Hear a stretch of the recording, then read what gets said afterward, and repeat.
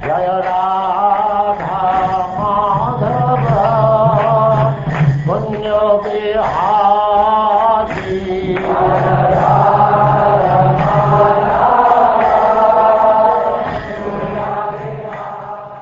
And now chapter 64, the deliverance of King Nriga.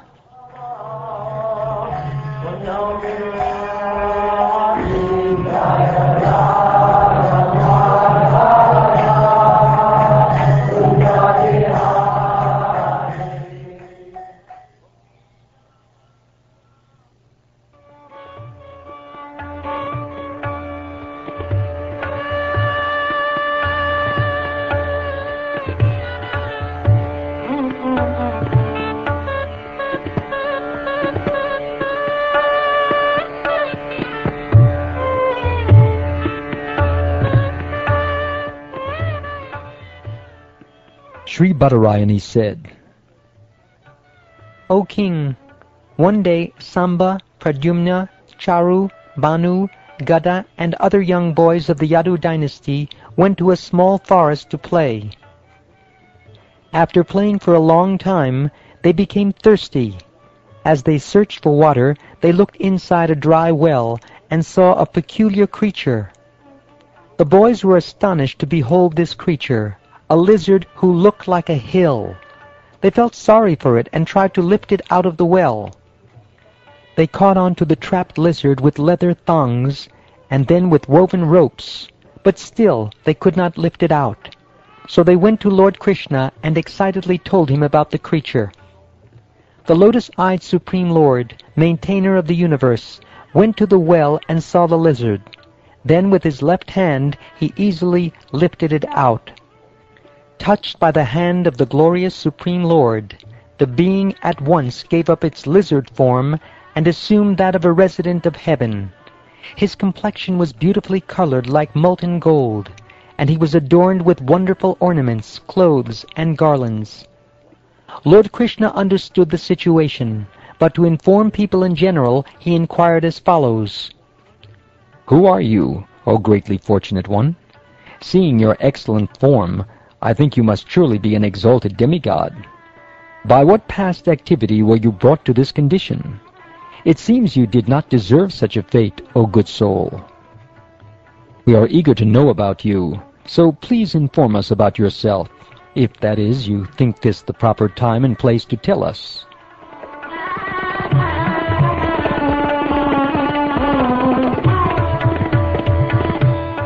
Thus questioned by Krishna, whose forms are unlimited, the king, his helmet as dazzling as the sun, bowed down to Lord Madhava and replied as follows. I am a king known as Nriga, the son of Ikshvaku. Perhaps, Lord, you have heard of me when lists of charitable men were recited. What could possibly be unknown to you, O Master? With vision undisturbed by time, you witness the minds of all living beings. Nevertheless, on your order, I will speak. I gave in charity as many cows as there are grains of sand on the earth, stars in the heavens, or drops in a rain shower. Young, brown, milk-laden cows, who were well-behaved, beautiful, and endowed with good qualities, who were all acquired honestly, and who had gilded horns, silver-plated hooves, and decorations of fine ornamental cloths and garlands, such were the cows, along with their calves, that I gave in charity.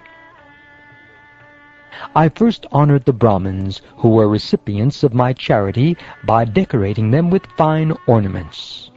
Those most exalted Brahmins, whose families were in need, were young and possessed of excellent character and qualities. They were dedicated to truth, famous for their austerity, vastly learned in the Vedic scriptures, and saintly in their behavior.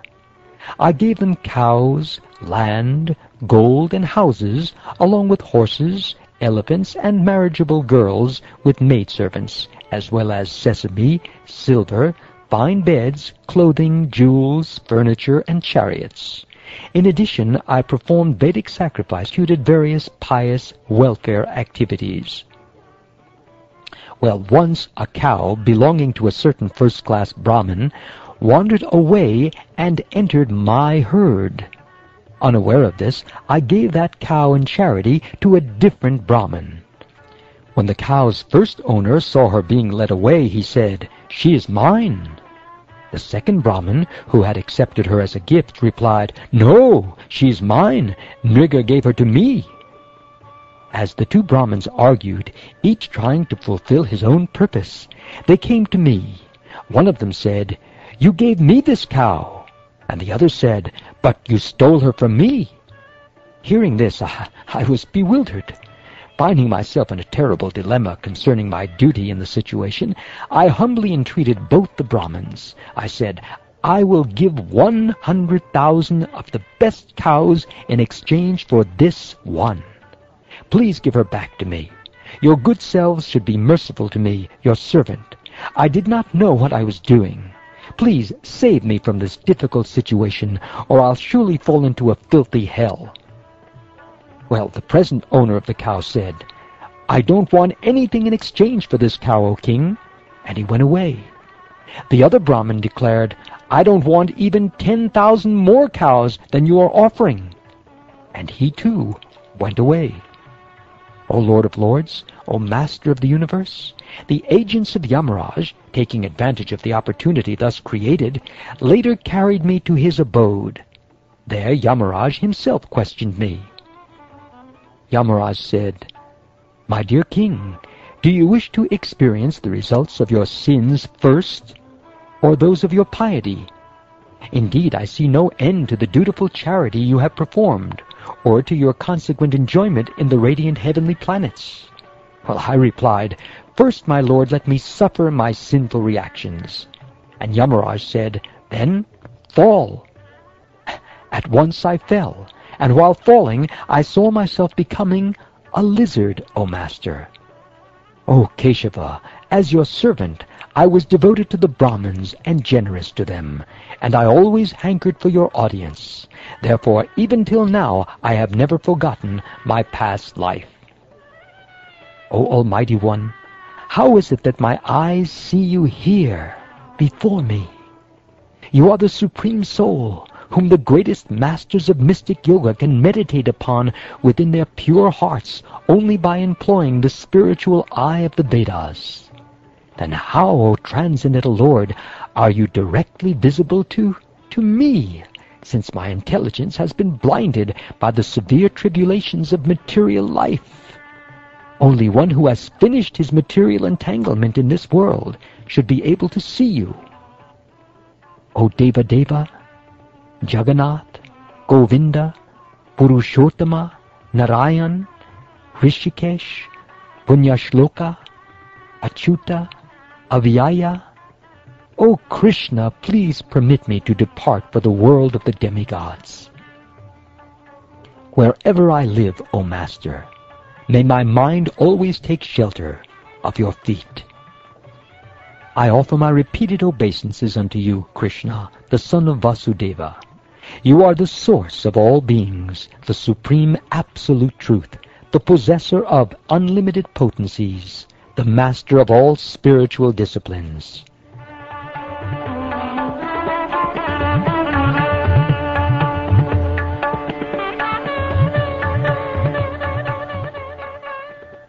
Having spoken thus, Maharaj Nriga circumambulated Lord Krishna and touched his crown to the Lord's feet. Granted permission to depart, King Nriga then boarded a wonderful celestial airplane as all the people present looked on. The Supreme Personality of Godhead, Lord Krishna, the son of Devaki, who is especially devoted to the Brahmins and who embodies the essence of religion, then spoke to his personal associates and thus instructed the royal class in general. Lord Krishna said, "How indigestible is the property of a Brahmin, even when enjoyed just slightly and by one more potent than fire. What then to speak of kings who try to enjoy it, presuming themselves lords? I do not consider hala hala to be real poison, because it has an antidote. But a Brahmin's property, when stolen, can truly be called poison, for it has no antidote in this world. poison kills only the person who ingests it, and an ordinary fire may be extinguished with water. But the fire generated from the kindling wood of a Brahmin's property burns the thief's entire family down to the root. If a person enjoys a Brahmin's property without receiving due permission, that property destroys 3 generations of his family. But if he takes it by force, or gets the government or other outsiders to help him usurp it, then 10 generations of his ancestors and 10 generations of his descendants are all destroyed. Members of the royal order, blinded by royal opulence, fail to foresee their own downfall. Childishly hankering to enjoy a Brahmin's property, they are actually hankering to go to hell. For as many years as there are particles of dust touched by the tears of generous Brahmins who have dependent families and whose property is stolen, uncontrolled kings who usurp a Brahmin's property are cooked, along with their royal families, in the hell known as Kumbhipaka. Whether it be his own gift or someone else's, a person who steals a Brahmin's property will take birth as a worm in feces for 60,000 years.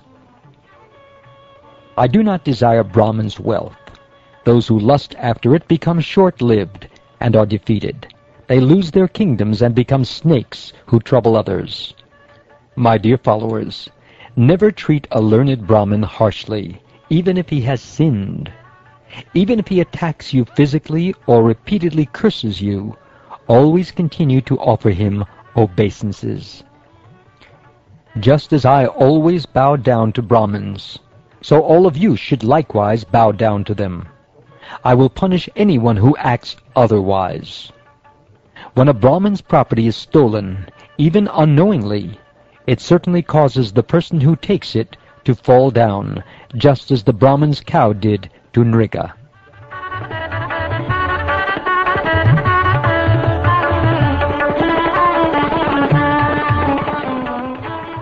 Having thus instructed the residents of Dwarka, Lord Mukunda, purifier of all the worlds, entered his palace.